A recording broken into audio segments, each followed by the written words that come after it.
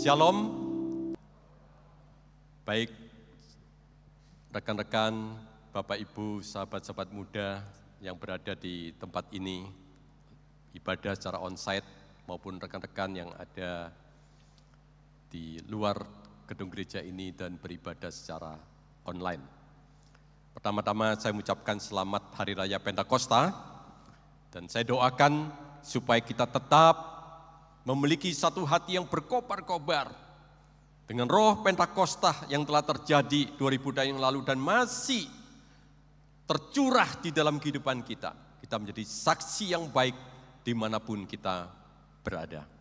Ibu, Bapak, dan sahabat-sahabat muda, mari kita akan bersama-sama merenungkan satu tema, yaitu karunia roh untuk pembangunan tubuh Kristus.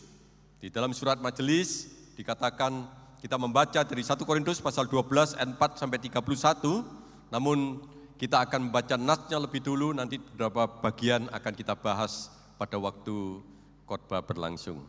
Mari kita akan melihat 1 Korintus pasal 12 ayat 11 sampai 12. Saya bacakan di dalam terjemahan baru yang kedua.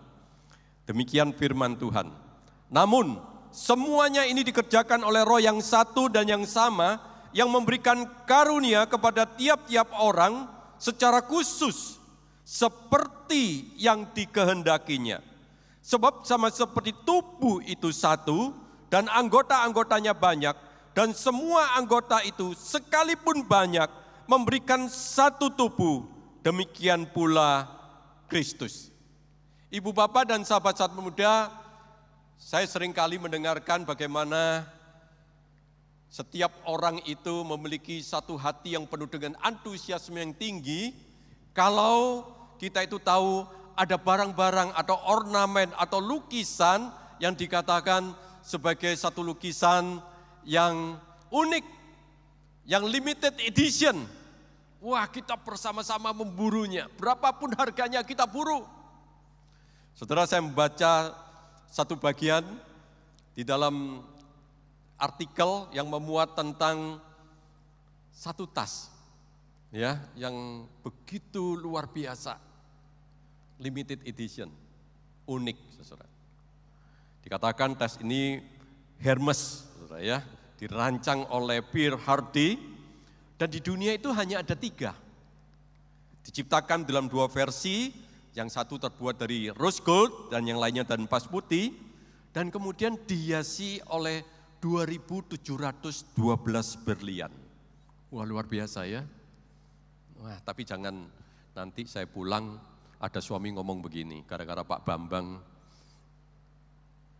istri saya minta kartu kredit lagi gitu ya. Saudara, harganya tidak tanggung-tanggung, 29M dikatakan. Ya. Wah, luar biasa. Begitu banyak orang yang menginginkan tas ini, begitu banyak orang kan memiliki tas yang seperti ini. Tapi saudara, pernahkah kita itu juga berpikir, sebetulnya diri kita itu juga limited edition, bukan? Kita adalah unik satu-satunya di dalam dunia ini. Tidak ada seorang pun yang menyamai kita. Pada waktu Tuhan menciptakan kita, tidak ada satupun yang sama. Betul enggak, Bapak? Ada seorang bapak yang ngomong sama saya punya 3 anak, Pak. Tapi 3-tiganya berbeda satu dengan yang lain. Bahkan kemudian kalau kita melihat ada orang yang kembar, walaupun secara sepintas kelihatannya sama, tapi pasti ada perbedaannya.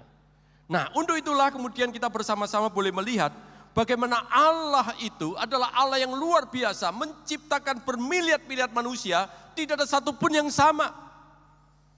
Dan bukankah kita itu harus menyadari di dalam diri kita sebetulnya adalah orang yang istimewa. Siapa sih yang menyamai kita? Coba Bapak Ibu, kalau kita lihat, nggak ada kan di dunia ini yang sama? Nggak ada. Inilah rancangan super kreatif Allah yang begitu luar biasa di dalam kehidupan kita. Dan bukan hanya demikian, pada waktu Allah menciptakan manusia, Allah mengatakan apa? Itu sempurna dan sangat baik. Tetapi Bapak Ibu, kita kan berhenti sampai di situ. Kalau kita melihat kemudian di dalam Mazmur 139 ayat 13 Bapak Ibu, maka di situ kita juga melihat ada satu kata-kata Daud yang begitu luar biasa. Sesungguhnya engkaulah yang membentuk buah pinggangku, menuntun aku dalam kandungan ibuku. Ayat 13 ini merupakan presentasi pandangan Alkitabiah tentang kehidupan manusia. Itu bukan kejadian alami, bukan kebetulan, bukan hanya secara biologis Anda dan saya itu hadir di dalam dunia ini, tapi merupakan hasil dari kehendak dan karya penciptaan Allah yang luar biasa itu. Coba kita lihat ayat 13 itu dengan kata menenun. Bapak Ibu, untuk menggambarkan seperti ini, izinkan saya untuk mengutip apa yang digambarkan oleh John Piper tentang ayat ini. Pada waktu kita membaca ayat ini, coba kita bayangkan Bapak Ibu, yaitu Allah itu memegang, dikatakan memegang jarum rajut di tangannya. Jarum rajut di tangannya. Lalu membuat dalam tanda petik pakaian jahitan demi jahitan. Saudara coba bayangkan, itu sejak di dalam kandungan ibu kita, Allah itu merajut kita, jahitan demi jahitan. Tapi bukan hanya sampai di situ, yang menjahit siapa? Yang menenun itu siapa? Yang menenun adalah Allah yang maha bijaksana, Allah yang maha kuasa, Allah yang super kreatif, Allah yang penuh dengan kemurahan, Allah yang penuh dengan kasih karunia, Allah yang penuh dengan anugerah. Saudara, pernah enggak kita berpikir bahwa kita ini ada sebagaimana kita ada saat ini? Itu karena rajutan dari Allah yang maha bijaksana, Allah yang maha kasih, Allah yang maha kuasa, Allah yang super kreatif itu membuat Anda punya kelebihan masing-masing dan tidak ada duanya di dunia ini. Tidak ada. Saudara, sekarang yang bersebelahan, nih ya, ada yang berjauhan dan bersebelahan nih ya, yang bersebelahan. Coba tanya, Anda enggak keunikan saya itu yang satu-satunya, yang tidak ditemui oleh orang lain? Coba tanya kiri kanannya. Ya, yang suami istri juga tanya. Ada enggak?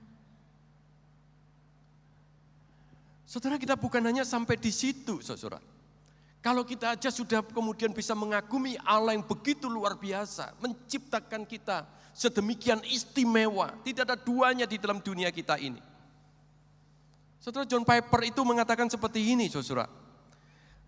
Pada waktu Allah itu menciptakan kita, itu dengan kebijaksanaannya yang tidak terbatas. Termasuk hal-hal yang Anda sukai tentang Anda. Atau semua hal yang tidak Anda sukai tentang Anda. Semua kekuatan, kelemahan, semua kemampuan, bakat alami. Ya, bakat alami kita ini. Yang tadi nyanyian kur itu kan punya bakat alami, suara yang baik semuanya. Ya. Lalu pasti konduktornya juga menguasai akan musik itu ya. Pak Budi Taniwan juga pasti punya bakat alami yang luar biasa di dalam musik. Dikatakan Allah merajut itu semua di dalam satu kesatuan di dalam rahim ibu kita masing-masing. Saudara, waktu saya merenungkan bagian ini, saudara, saya pun disadarkan. Sebenarnya kita ini siapa sih? Saudara, jangan sampai kita itu merasa bahwa saya ini bukan siapa-siapa. Jangan merasa kemudian kita ini adalah orang yang tidak memiliki kemampuan apa-apa. Tetapi kita yakin di dalam diri kita masing-masing, Tuhan itu sudah menciptakan sedemikian rupa, sehingga kita itu adalah orang yang sungguh limited edition, tidak ada duanya di dunia ini. Dengan segala kelemahan dan kelebihan yang kita miliki, semua itu ada di dalam diri kita. Tapi jangan lupa, saudara, bahwa bukan hanya sampai di situ, kita berhenti pada saat kita itu menjadi manusia sebagaimana manusia kita ada sampai hari ini, saudara. Tapi kita juga melihat bagaimana pada waktu kita percaya kepada Yesus Kristus sebagai juru selamat pribadi. Tadi dikatakan oleh pemimpin liturgis, pada waktu kita percaya, hati kita bergelora. Saudara, pada waktu kemudian kita itu menerima Kristus sebagai juru selamat pribadi, Di saat yang seperti itulah Roh Kudus berdiam di dalam diri kita, mencurahkan karunia-karunia rohani di dalam kehidupan kita. Memberikan karunia-karunia rohani, memberikan sesuatu yang spesial yang tidak dimiliki oleh orang yang di luar Kristus. Saudara, pada waktu kemudian kita ciptakan sedemikian istimewanya di hadapan Tuhan, tetapi kita juga mendapatkan nilai bonus pada saat kita percaya kepada Dia. Maka ada karunia rohani yang tidak dapat didapatkan manusia oleh apapun juga. Itu merupakan anugerah dari Tuhan. Saudara, apa artinya anugerah? Anugerah adalah memberikan, tidak harus memberikan. Yang menerima tidak layak menerima.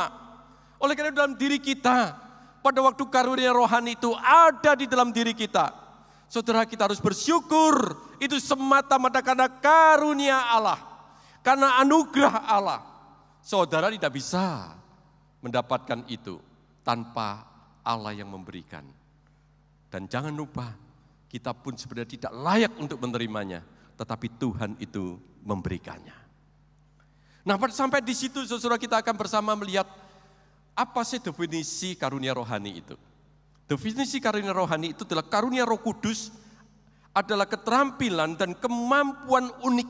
Sekali lagi, kemampuan unik. Tadi dibacakan di dalam responsoria tadi ya. Responsoria tadi dikatakan bahwa kita itu benar-benar mendapatkan karunia rohani. Satu persatu. Itu unik diberikan Roh Kudus kepada setiap pengikut Kristus yang setia. Untuk apa? Untuk melayani Tuhan demi kepentingan umat Allah melalui pembangunan tubuh Kristus. Ini adalah definisinya. Lalu sekarang apa sih karunia rohani itu? Banyak Bapak Ibu. Kalau kita lihat di Alkitab begitu banyak. Ya, saya tidak uraikan satu persatu karena waktu tidak cukup. Ada yang punya karunia itu sebagai gembala. Ya, misalnya Bapak Gembala Sidang punya karunia gembala. Kalau ketemu sama gembala sidang yang sabar, yang kemudian bisa mengembalakan, wah seneng ya hati kita sebagai jemaat. Saudara, itu karunia loh. Yang tidak dimiliki kadang-kadang oleh orang lain, termasuk saya sebagai pendeta. Saya jujur aja, satu kali ada anak saya ngomong begini, "Pak, kalau jadi pendeta itu seperti pendeta A itu loh. Kalau ketemu itu seneng, wah ngomongnya enak, lalu kemudian mengembalakan dengan baik. Rasanya kalau sudah ketemu itu seneng sama gembala itu. Tidak seperti papa seperti preman katanya." Saudara-saudara, itu pengakuan. Jadi artinya di dalam diri kita ada keunikan masing-masing. Demikian juga kita ada yang mengajar. Oh, ada orang-orang yang kalau mengajar itu luar biasa. Yang sulit itu diterangkan dengan mudah. Wah, lu kalau ngajar itu semua bisa mengerti. Ya, saya punya dulu guru gitu ya. Wah, kalau yang kelas 1 waktu yang ngajar gurunya, saya itu susah untuk kemudian mengerti. Tapi pada waktu kelas 2 diganti guru yang lain. Ternyata dia punya karunia mengajar. Wah, semua rekan-rekan satu kelas saya itu berubah semua. Mereka mengerti dengan betul akan materi yang disampaikan. Nah, ada karunia untuk mengajar, saudara. Ada karunia untuk menasihati. Ada karunia untuk mengucapkan hikmat, misalnya di saat yang paling sulit, lalu tiba-tiba ada seorang yang bisa memunculkan satu keputusan yang amat bijaksana. Dia itu punya karunia hikmat. Nah, kita masing-masing itu diberikan 1, 2, atau 3, atau 4 karunia itu masing-masing. Enggak ada kita yang tidak dapat, enggak ada. Semua itu dapat. Oleh karena itu, kalau kita melihat di dalam bagian ini, betul enggak kita itu limited edition? Betul enggak kita ini orang istimewa? Saudara, kalau masih kurang yakin, saya berikan ayatnya, ya. Mari kita lihat di dalam Efesus pasal 2 ayat 10. Efesus 2 ayat 10 dikatakan gini, karena kita ini buatan Allah. Luar biasa. Ini firman Tuhan loh. Buatan itu artinya poima itu artinya apa? Masterpiece, karya agung Allah.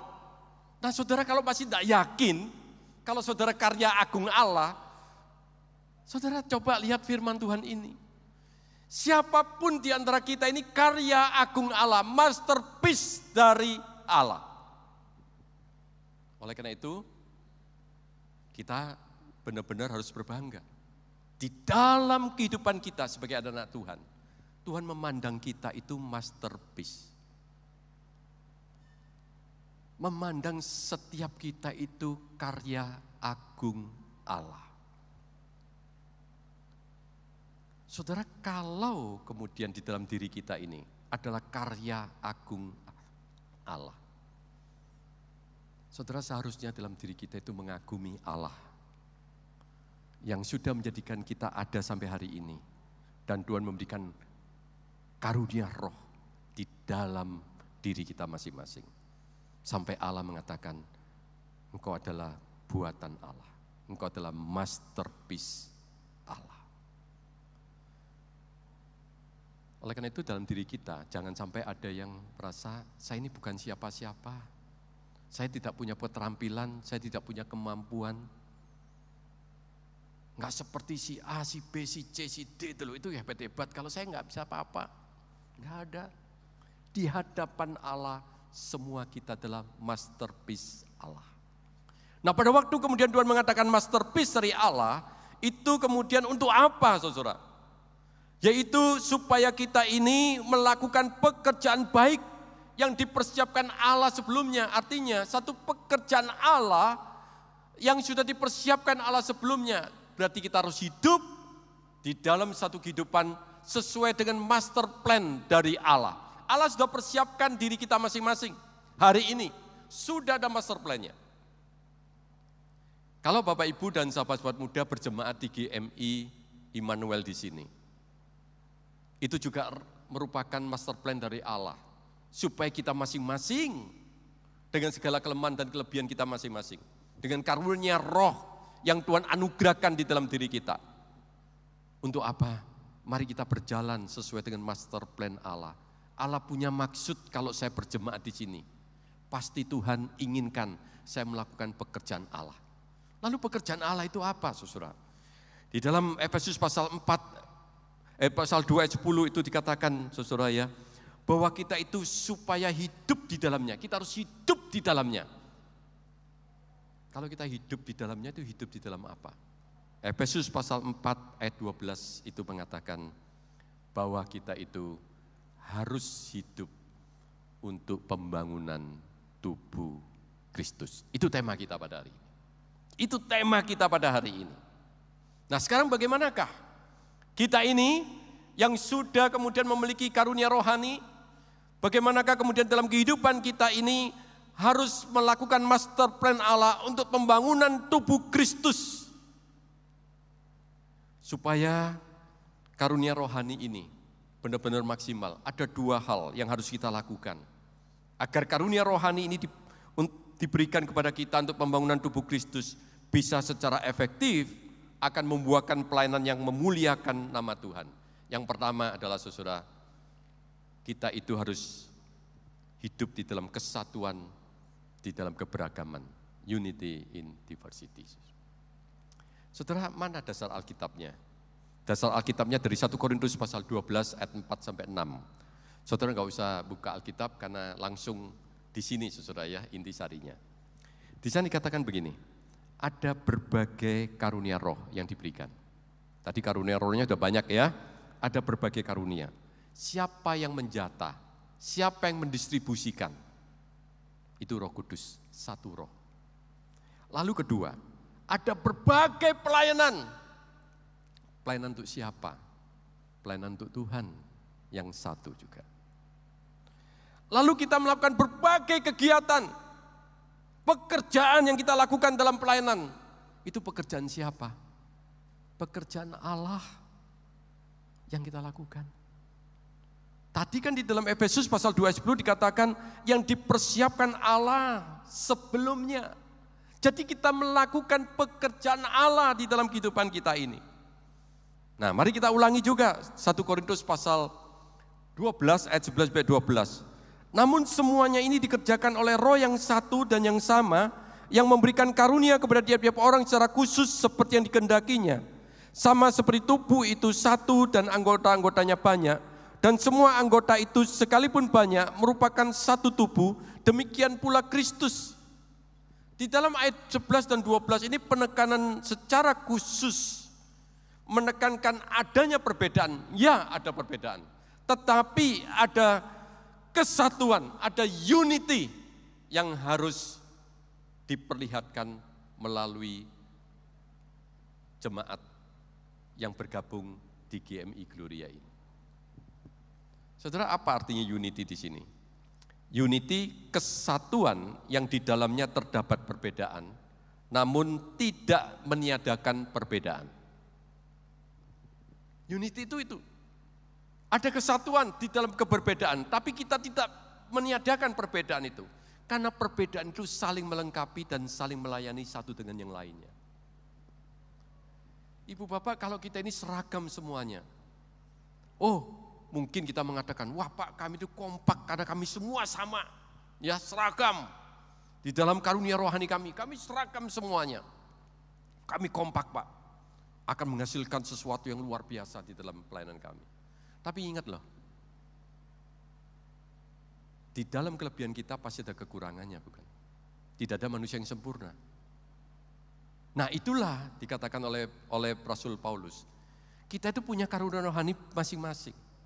Tetapi kita perlu dipelengkapi karunia rohani dari orang lain yang mereka miliki untuk menunjang pelayanan kita bersama, melakukan pekerjaan Allah yang sama.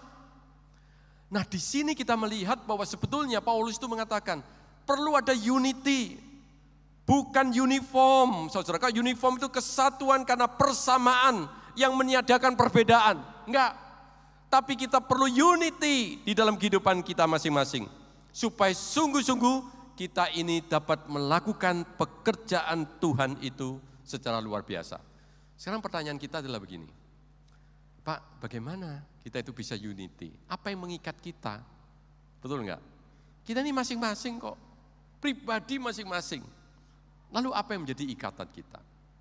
Saudara, di dalam 1 Korintus pasal 13 ayat 1 sampai 2, di sana dikatakan, sekalipun aku dapat berbicara dalam semua bahasa manusia dan bahasa malaikat, tapi jika aku tidak mempunyai kasih, aku sama seperti gong yang berkumandang dan simbal yang gemerincing.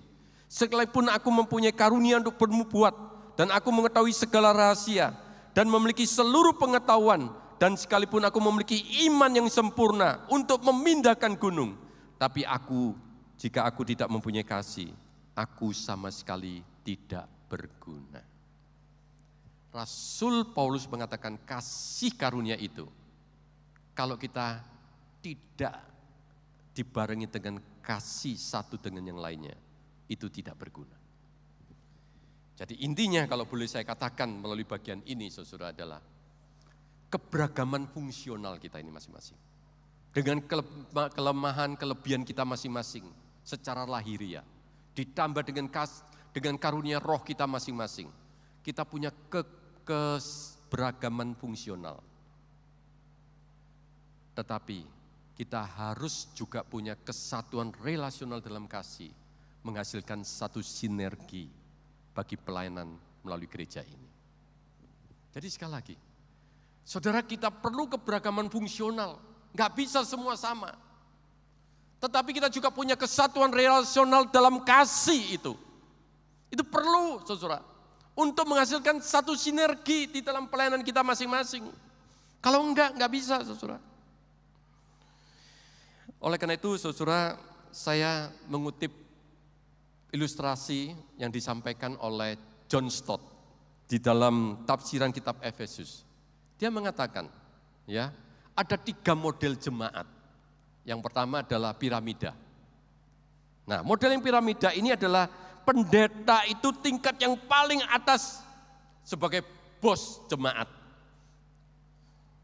Ya, lalu di bawahnya mungkin ada majelis, penatua, begitu ya.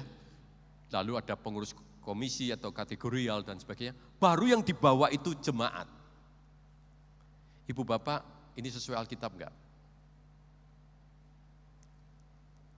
Ini saya Alkitab enggak? Kalau dilihat yang dari tadi, penjelasan Rasul Paulus, enggak. Apakah gembala itu tidak perlu didukung oleh jemaatnya?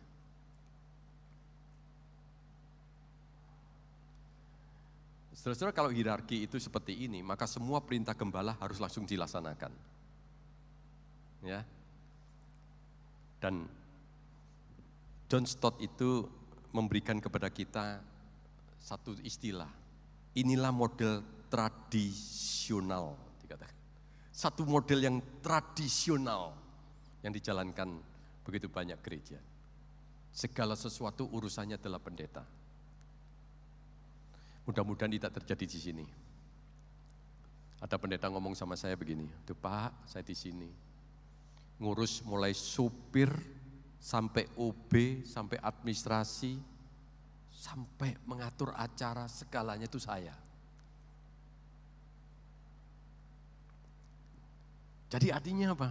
Menjadikan pendeta itu yang paling atas, itu yang melakukan segala sesuatu, kita di bawah. Dan istilah keren kita itu mengatakan apa? Kita hanya mendukung, Pak. Tapi tidak ikut mengerjakan, kita hanya mendukung. Nah, ini model tradisional. Model yang kedua adalah model apa, saudara? Model bis. Drivernya itu adalah gembala sidang, pendeta. Jemaat itu ada duduk di belakangnya. Bahkan John Stott itu memberikan satu ilustrasi yang menarik di dalam bagian ini, mengatakan begini. Kalau tipe seperti ini, pendetanya enggak tahu kalau jemaatnya juga lagi tidur-tiduran di belakangnya. Enggak tahu. Tapi persoalannya adalah, kalau semua itu seperti ini, kalau drivernya ngantuk langsung masuk jurang, jemaatnya masuk jurang enggak? Masuk jurang semua. Begitu. Ya, jadi bagi John Stott, apakah ini yang dikehendaki oleh Tuhan? Bukan tidak. Tetapi yang dikehendaki Tuhan itu ini. Sesuai dengan Alkitab yang kita baca pada hari ini. Model tubuh Kristus di mana pendeta dan jemaat berkolaborasi, saling melengkapi, saling melayani, saling mengasihi. Amin. Ini yang seharusnya terjadi, saudara. Ini yang seharusnya kemudian menjadi bagian di dalam kehidupan kita sebagai jemaat di tempat ini. Tuhan memanggil kita, Tuhan memberikan kepada kita satu hak istimewa untuk menjadi masterpiece dari Allah. Ini luar biasa. Yang kedua, saudara, kesatuan di dalam melaksanakan agenda Allah, saudara, bukan agenda pribadi. Dasar Alkitabnya tadi sudah ada, saudara, ya, di dalam 1 Korintus pasal 12 ayat 4-6. Tapi saya akan terangkan lebih lanjut lagi. Di dalam 1 Korintus 12 ayat 4 dikatakan, ada berbagai karunia, tapi kita harus ingat sumbernya satu, yaitu Roh Kudus. Sumbernya satu, Roh Kudus. Yang kedua, ada berbagai pelayanan, tapi kita harus ingat, kita harus memuliakan satu Tuhan saja. Yang ketiga, di dalam ayat yang ke-6, ada berbagai kegiatan atau pekerjaan, tapi kita harus ingat, itu pekerjaan Allah yang kita lakukan. Artinya, itu agenda Allah yang kita laksanakan. Lalu, ada ayat yang ke-7, yang dikatakan seperti ini. Kepada tiap-tiap orang dikaruniakan penyataan Roh untuk kepentingan bersama. Saudara, ayat ke-7 itu memberikan satu penegasan. Penegasannya apa? Setiap kita ini diberikan karunia Roh dengan satu maksud, dipakai untuk kepentingan bersama. Untuk melaksanakan agenda Allah. Jadi oleh karena itu, karunia Roh itu bukan untuk popularitas pribadi kita. Enggak. Saudara, jangan pergunakan karunia Roh dalam diri kita untuk popularitas pribadi kita. Tetapi Tuhan maksudkan, tadi saya katakan di dalam bagian tadi, pada waktu kita itu punya karunia rohani, kita melayani, banyak orang mendapatkan berkat, maka di situ kita melihat bagaimana orang-orang itu melihat Kristus di balik semua yang kita lakukan itu. Bukan melihat pribadi kita. Itu yang dikatakan dalam ayat 4-6 tadi. Jadi kita itu satu kesatuan untuk memuliakan Kristus. Dan kemudian di dalam ayat 7 dikatakan untuk kepentingan bersama. Bukan popularitas pribadi, bukan keuntungan diri sendiri, bukan membeda-bedakan dengan orang lain. Dalam bagian ini Paulus juga mengingatkan, kalau kita diberikan anugerah 2, 3, 4 karunia roh itu, jangan sombong. Jangan merasa superior kompleks. Orang lain kita hina, kamu tidak bisa apa-apa. Jadi Rasul Paulus itu mengatakan, kalau Tuhan itu memberikan semuanya itu adalah untuk kepentingan bersama. Kita pakai bersama. Saudara coba permainan musik tadi itu ya. Kalau permainan musik tadi ini salah satu mau menonjolkan diri misalnya. Ya, yang katakanlah yang pemain drummernya itu, pokoknya sekeras-kerasnya lah. Dia lakukan semuanya itu gitu ya, tanpa mengikuti irama yang ada gitu ya. Lalu bagaimana jadinya pelayanan kita pada hari ini? Nggak bisa, tetapi satu keharmonisan di antara tim musik itu melayani. Demikian juga worship leader dengan singer yang di belakangnya. Saudara, bukan berarti worship leader yang di depan kemudian singer itu nomor 2. Enggak, satu kesatuan. Jadi di dalam bagian ini Tuhan ini mengatakan ini agenda Allah yang tidak boleh kita lupakan. Sehingga seorang yang bernama Eugene Peterson, saudara, waktu dia menuliskan itu saya sangat terharu, saudara, waktu saya membaca. Saya pikir dia itu menulis dengan sangat liris. Saudara. Liris itu apa? Penuh perasaan. Setiap orang diberikan sesuatu, saya tambahkan, diberikan karunia roh itu. Untuk dilakukan, menunjukkan siapa Tuhan itu. Saudara, Eugene Peterson itu mengatakan pada waktu kita itu diberikan karunia roh dan kita melaksanakannya, kita mengaplikasikannya di dalam kehidupan kita melayani. Tapi Eugene katakan bukan kita yang dipuji, tetapi orang itu melihat siapa Tuhan itu. Tuhan yang memberikan karunia roh itulah yang seharusnya itu disembah, dipuji oleh setiap orang yang kita layani. Lalu Eugene Peterson juga mengatakan begini, setiap orang terlibat di dalamnya, yaitu mengelola karunia roh, semua orang mendapat manfaat. Jadi artinya, di dalam diri kita, bagaimana pelayanan kita itu penuh makna, penuh arti, berguna bagi orang lain. Pelayanan kita itu sangat dahsyat. Itu karena waktu kita melayani, Kristus itu ditonjolkan. Dan orang itu, semua yang hadir, semua yang ikut dalam acara itu, semua yang mendengarkan, itu merasa mendapatkan manfaatnya. Saudara, sambil contoh saudara ya. Saya satu kebaktian, lalu saya diminta oleh gereja itu mengatakan, Pak, agak pagian datang ya, kita berdoa bersama-sama. Lalu mereka berdoa, saudara, ya, berdoa sungguh-sungguh, kemudian kita baru melayani. Menarik sekali adalah, lalu pendeta itu, hari ini adalah acara khusus. Tentu kalau kebaktian gabungan banyak yang hadir. Tapi ingat ya, masing-masing telah diberikan karunia roh oleh Tuhan. Tapi kalian jangan mencuri kemuliaan nama Tuhan. Wih, waktu saya mendengarkan itu, saya juga kaget. Kenapa pendeta ini ngomong begini, gitu ya? Sebelum kebaktian, dan saya pun diminta untuk datang sebelum kebaktian jauh lebih awal untuk berdoa bersama. Saudara, setelah selesai kebaktian, saya kongko-kongko begitu ya dengan pendetanya. Lalu saya ngomong, Pak, sorry saya tadi tanya, kenapa Bapak tadi ngomong seperti ini? Pendeta ini mengatakan demikian. Satu lawatan Tuhan itu terjadi. Kalau seluruh pelayanan itu, seluruh pelayan itu yang dipakai oleh Tuhan, itu bersatu di dalam kasih. Maka pada waktu pelayanan itu berlangsung, orang itu melihat Kristus, bukan melihat mereka. Dan dia mengatakan, itu adalah satu pelayanan yang dahsyat, yang akan memuliakan nama Tuhan. Saudara, pada waktu saya mendengarkan kesaksian itu, saudara, saya mempersiapkan ini, saya kembali diingatkan. Eugene Peterson ini saya pasti, saudara, sebagai seorang yang sungguh-sungguh di dalam pelayanannya, dia itu menuliskan dengan liris, dengan penuh perasaan. Setiap orang diberikan sesuatu untuk dilakukan, untuk menunjukkan siapa Tuhan itu. Dan barulah kemudian semua orang itu mendapat manfaat. Jadi semua untuk Tuhan, baru orang lain mendapatkan manfaat.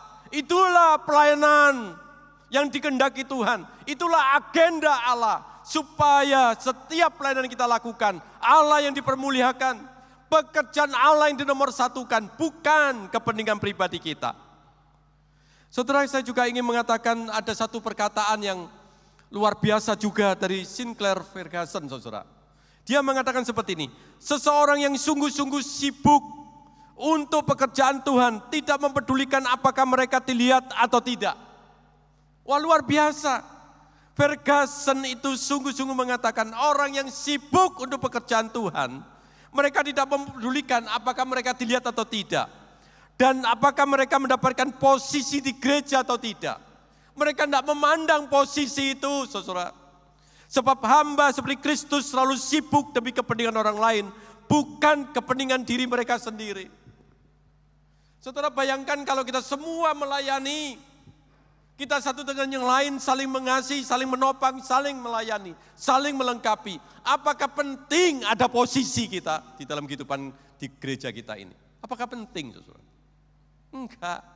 Itu adalah satu organisasi kepemimpinan yang seharusnya ada yang memimpin begitu saja. Tapi kita tidak mempedulikan itu. Karena gereja itu organisme, saudara, bukan organisasi. Ini yang harus kita sadari. Sehingga pada waktu Tuhan itu memberikan karunia roh ini. Karena Tuhan mengatakan gereja itu organisme, bukan organisasi semata-mata.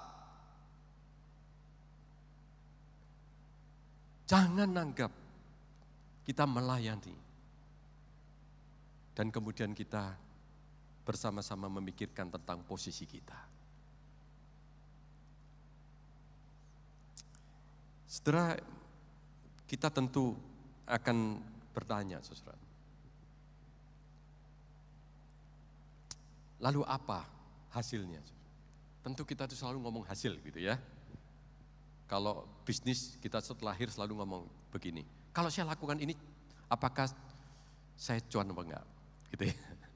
Nah ini sama begitu ya. Kita mungkin juga berpikir yang sama. Wah, kalau gitu hasilnya apa Pak? Gitu ya. Saudara, saya mengutip perkataan dari statement saudara ya. Dia mengatakan begini, karunia rohani itu dirancang agar gereja sebagai tubuh Kristus berfungsi secara efektif dengan cara yang sehat. Dengan cara yang sehat tadi. Sementara gereja menjalankan fungsinya, gereja menjangkau dan mempengaruhi masyarakat di sekitar, di setiap lini untuk menyatakan rencana Allah yang kekal. Saudara, ternyata apa yang dilakukan oleh gereja ini, kalau kita kesatuan tubuh Kristus saling melengkapi, saling melayani, itu dilihat orang di luar tembok gereja kita. Ya, dilihat oleh orang di luar tembok gereja kita. Tapi bukan hanya berhenti di situ, statement juga mengatakan seperti ini. Ketika kita hidup dalam persatuan, melaksanakan fungsi kita masing-masing di dalam gereja dan di dalam dunia dengan melatih hal-hal rohani kita, karunia-karunia roh kita, di dalam kuasa Roh Kudus, dikatakan apa? Bapak Ibu, coba baca di sana. Dunia akan tergoncang sampai ke dasarnya oleh kekuatan kasih dan kesaksian kita. Amin. Amin. Dunia akan tergoncang. Saudara, saya waktu mempersiapkan bagian ini, saya juga berdoa. Ya, apa benar dunia itu tergoncang? Saudara, lihatlah peristiwa Pentakosta 2000 tahun yang lalu. Dunia tergoncang, bukan? Karena Roh Kudus yang bekerja.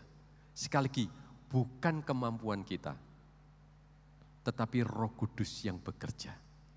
Saudara masih yakin enggak Roh Pentakosta itu masih relevansi dengan masa kini? Masih yakin enggak?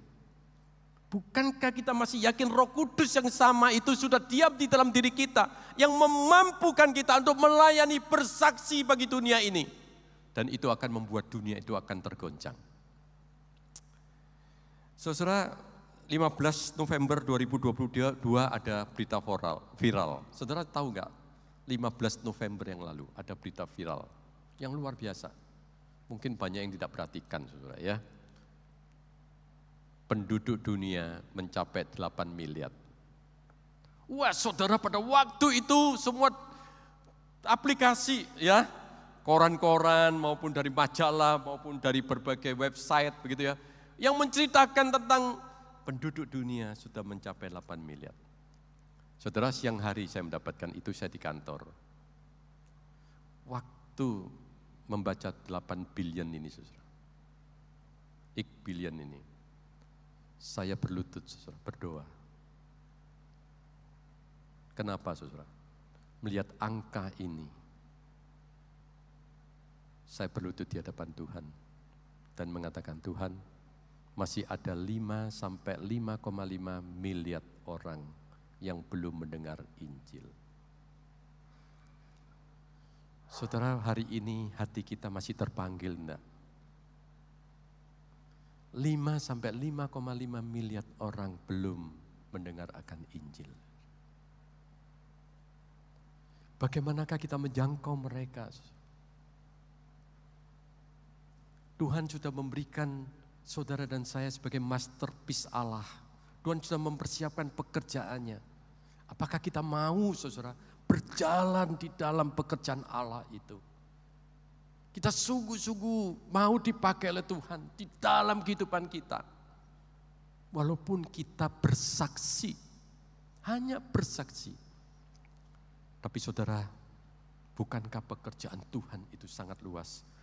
Tuhan melalui kuasa Roh Kudus, melalui kesaksian kita, itu bisa menggoncangkan hati orang dan membuat mereka melihat Kristus melalui pelayanan kita. Amin. Saudara, saya sangat terkejut beberapa hari yang lalu dengan meninggalnya, saudara pasti tahu Timothy Keller ini, saudara. Seorang pendeta yang hebat, saudara.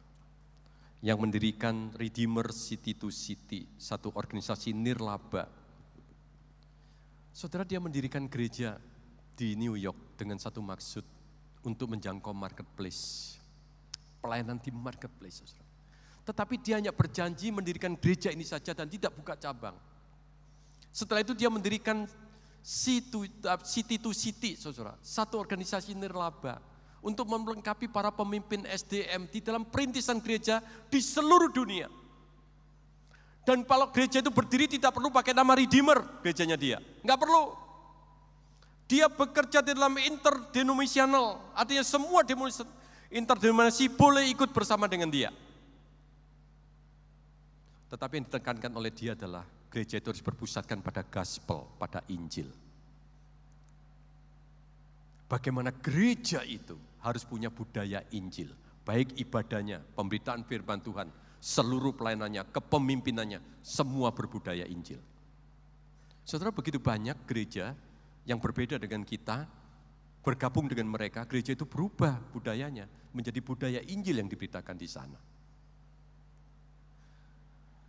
Waktu saya merenungkan, saudara,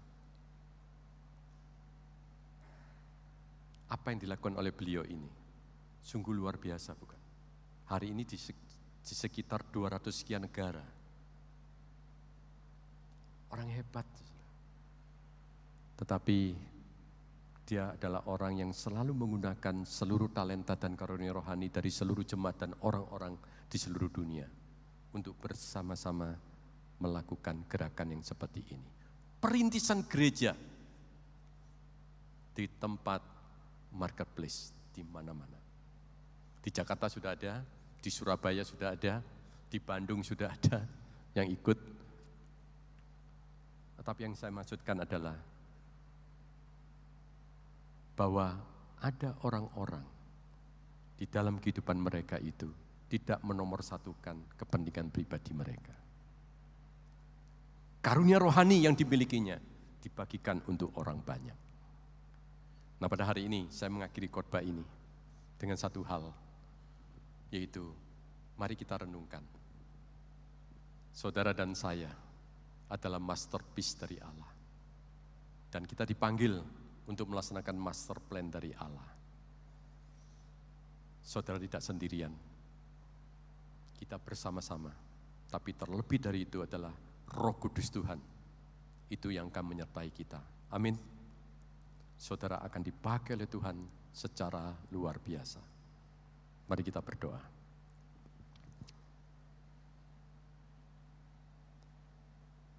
Kita tenang di hadapan Tuhan.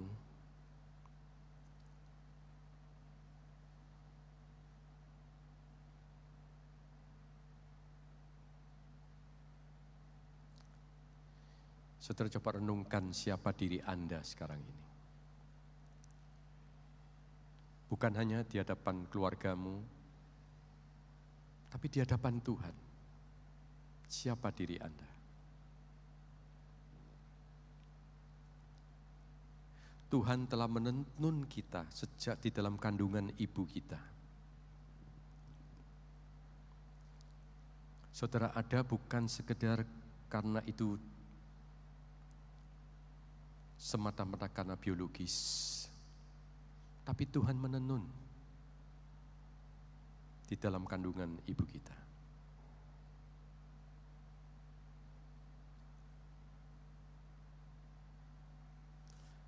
Di mata Tuhan, Anda adalah masterpiece karya agung Allah.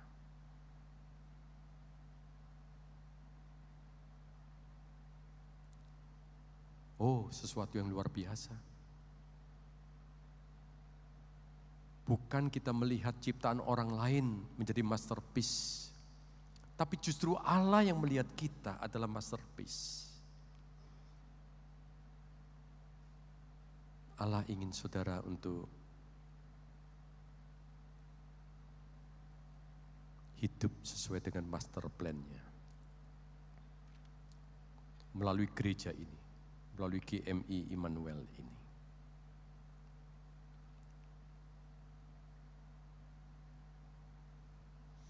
Terima kasih Tuhan.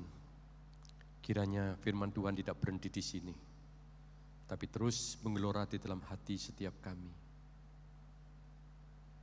Pada saat kami merenungkan tentang Engkau yang sudah menenun kami sejak dalam kandungan.